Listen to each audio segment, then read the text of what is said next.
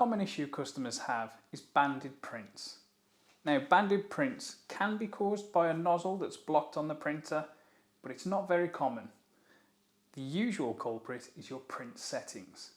Now, incorrect print settings may cause the printer to print far too quickly, and this will give you bands or stripes down your prints.